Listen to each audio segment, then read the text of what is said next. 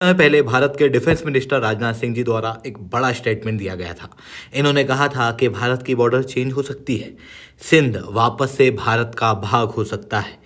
ये स्टेटमेंट के कुछ ही दिनों के बाद अब आप देख सकते हो सिंध के अंदर वाइड स्प्रेड प्रोटेस्ट शुरू हो चुके हैं। मेहरबानी करें दोस्त इकडे रोटा दे लो आजादी की मांग कर दोस्त इकडे रोटा दे गवा और मांग कर रहे हैं एक अलग पहुंचो दे पहुंचो दे अभी सिंध के अंदर ये वाइड स्प्रेड प्रोटेस्ट पहुंचो रे पर पहुंचो रे पर प्रोटेस्ट क्यों निकाले जा रहे हैं? सच्चो देशी हत्तो देशी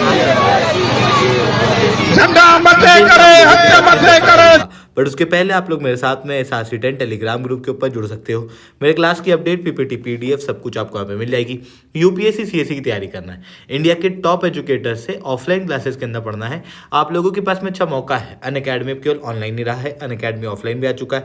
हमारे सेंटर्स ऑलरेडी खोले जा चुके हैं, जुड़ना चाहते हो तो इस नंबर पर कॉन्टैक्ट कर सकते हो।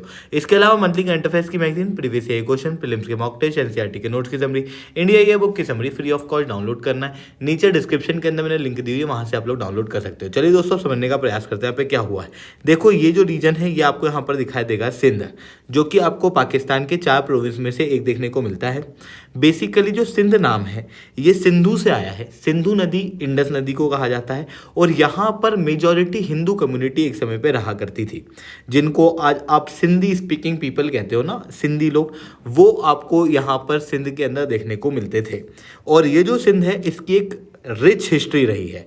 इंडस वैली सिविलाइजेशन, सिंधु घाटी सभ्यता का नाम आपने सुना होगा, one of the world's earliest civilisation, उसकी जो मैक्सिमम साइट्स हैं वो आपको सिंध के आसपास देखने को मिलेंगी। आपको यहाँ पर देखने को मिलेगा सिंध के अंदर मोहनजोदारो और चहूदारो जैसे कई सारे रीजन जो कि सबसे पहले अर्बन सेटलमेंट के रूप में उभर के आ रहे थे। इवन जो सिंधी लोग हैं इनकी एक सेपरेट आइडेंटिटी, कल्चर, लैंग्वेज और एक रिच हेरिटेज अपना रहा है। बट चेंज कुछ और होता है। होता ऐसा है कि बेसिकली सिंध जो है ना वो बॉम्बे प्रेसिडेंसी का भाग बनाया जाता है अंग्रेज़ों के द्वारा। अब आप देख सकते हो बॉम्बे जिसकी कैपिटल मुंबई थी उससे सिंध जो है वो काफ़ी ज़्यादा दूर है। ऐसी कंडीशन में ये जो रीजन है ये थोड़ा सा अंडर डेवलप्ड होता है बिकॉज ऑफ द ब्रिटिशर्स। जिसके बाद सिंध के अंदर जो मुस्लिम लीग है और जो दूसरे मुस्लिम कम्युनिटी के लोग हैं वो यहाँ पर इस मौके का फ़ायदा उठाते हैं और मांग शुरू करते हैं एक सेपरेट सिंध प्रोविंस की। 1936 के अंदर ब्रिटिशर्स भी डिवाइड एंड रूल पॉलिसी को अप्लाई करते हुए सिंध को एक सेपरेट प्रोविंस बना देते हैं और बॉम्बे से अलग कर देते हैं। फिर उसके बाद में आज़ादी का समय आता है, माउंटबेटन प्लान आता है, उसके अंदर सिंध के अंदर पाकिस्तान का भाग सिंध को घोषित कर दिया जाता है, जिसके अंदर भारी मात्रा में हिंदू कम्युनिटी के लोग थे। वो हिंदू कम्युनिटी के लोग सिंध से भारत की तरफ पलायन कर जाते हैं और वहीं जो मुस्लिम स्पीकिंग रेफ्यूजीज़ हैं वो उस समय पर सिंध के अंदर जाके रहने लगते हैं, जिनको मुहाजिर कहा जाता है। Basically they are the migrants जो कि इंडिया से पाकिस्तान के अंदर गए हुए थे और सिंध के अंदर जाके बस जाते हैं और वहाँ पर कुछ और सिंधी स्पीकिंग पॉपुलेशन जो है वो बची हुई थी। बट ये जो सिंधी स्पीकिंग पॉपुलेशंस हैं इन सब की जॉब, इन सब की अपॉर्चुनिटी, ये सब कुछ मुजाहिर के द्वारा ओवरटेक कर ली जाती है और जो लोकल सिंधी स्पीकिंग पीपल्स हैं उनकी जो हालत है वो काफ़ी ज़्यादा ख़राब हो जाती है। जिसके बाद में 1960s के अंदर सिंधी कल्चरल आइडेंटिटी पॉलिटिक्स शुरू होती है। ये ठीक वही समय था जिस समय पर ईस्ट बांग्लादेश के अंदर या कहूँ ईस्ट पाकिस्तान के अंदर बंगाली नेशनलिज्म जाग रहा था।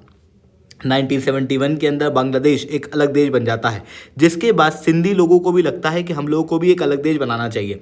इवन आज आप भारत के अंदर भी कई सारे सिंधी लोगों को देखते होंगे। बेसिकली जो सिंधी लोग हैं वो इसी सिंध वाले रीजन से आज़ादी के समय पे या फिर उसके पहले के समय पे आए हुए लोग हैं। तो ये सिंधी नेशनलिज्म जो है वो भारत के अंदर very wrong words I have used.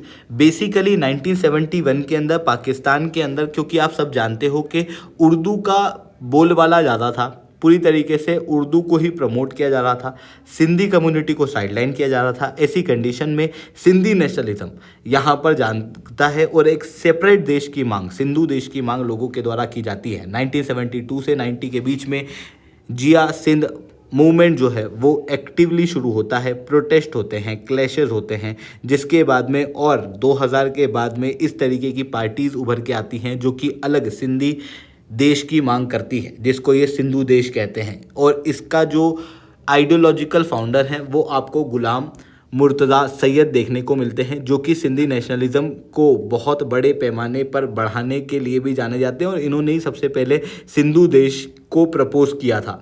ऐसी कंडीशन में एक अलग मिलिट्री स्टेट को अलग करके इनका कहना था कि हम एक अलग सिंधु देश जो है वो इस रीजन के अंदर बनाना चाहते हैं। अब बात आती है कि भाई ये एक अलग देश की मांग कर क्यों रहे हैं, क्योंकि बेसिकली जो सिंधी कम्युनिटी है वो पूरी तरीके से माइनॉरिटी में है, जिसको कोई भी अधिकार यहाँ पर नहीं दिए गए हैं पाकिस्तान के अंदर। साथ में जो पूरा सिंधी कम्युनिटी का रीजन है, या कहूँ जो सिंधु रीजन है, वो पूरी तरीके से डिग्रेड हो चुका है। खाने के लिए पैसे नहीं है, कुछ भी नहीं है, जबकि एक काफ़ी रिच स्टेट सिंध पहले हुआ करता था। अभी के समय पे क्या है कि सिंध से रिसोर्सेज लिए जाते हैं, जैसे कराची वगैरह से, और उसके बाद में उन सब का यूज़ किया जाता है पंजाब के अंदर। यानी कि जो पंजाब की मिलिट्री इलाइट्स हैं उनको सारे बेनिफिट मिलते हैं, बट सिंध के कम्युनिटी के लोगों को कुछ भी नहीं मिलता।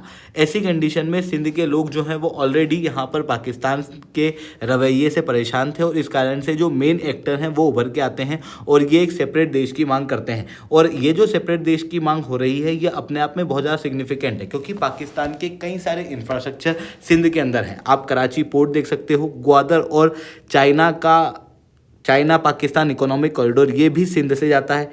सिंध अपने आप में एक न्यूक्लियर स्टेट है, यहाँ पर कई सारे न्यूक्लियर बॉम्ब वगैरह जो हैं, न्यूक्लियर वॉरहेड जो हैं, उनको प्रोटेक्टेड रूप से पाकिस्तान के द्वारा रखा गया है। ऐसी कंडीशन में अगर यहाँ पर सिंध एक अलग देश बनता है तो पाकिस्तान के हाथ से वो वॉरहेड भी जाएंगे। साथ में इंडिया पाकिस्तान राइवलरी के अंदर भी सिंध एक इंपॉर्टेंट रोल प्ले भारत के लिए कर सकता है। इसी कारण से भारत के डिफेंस मिनिस्टर ने क्लियरली कहा था कि आने वाले समय में सिंध हो सकता है कि भारत का भाग बन जाए। तो ये चीज़ें यहाँ पर देखने को मिल रही है। आई होप ये सारी बातें आपको समझ में आई होंगी। लेक्चर अच्छा लगा हो तो लाइक करना, लेक्चर बहुत अच्छा लगा हो नीचे SR10 कमेंट करना। यूपीएससी सीएससी की तैयारी करना, इंडिया के टॉप एजुकेटर से ऑफलाइन क्लासेस के अंदर पढ़ना है, आप लोगों के पास में अच्छा मौका है। अनअकैडमी अब केवल ऑनलाइन ही रहा है, अनअकैडमी ऑफलाइन भी आ चुका है। जुड़ना चाहते हो तो इस नंबर पर कॉन्टैक्ट कर सकते हो। इसके अलावा मंथली करंट अफेयर्स की मैगजीन, प्रीवियस ईयर के क्वेश्चन, प्रीलिम्स के मॉक टेस्ट, एनसीईआरटी के नोट्स की समरी, इंडिया ईयर बुक की summary free of cost download करना है। नीचे डिस्क्रिप्शन के अंदर मैंने लिंक दी है, वहां से आप लोग डाउनलोड कर सकते हो।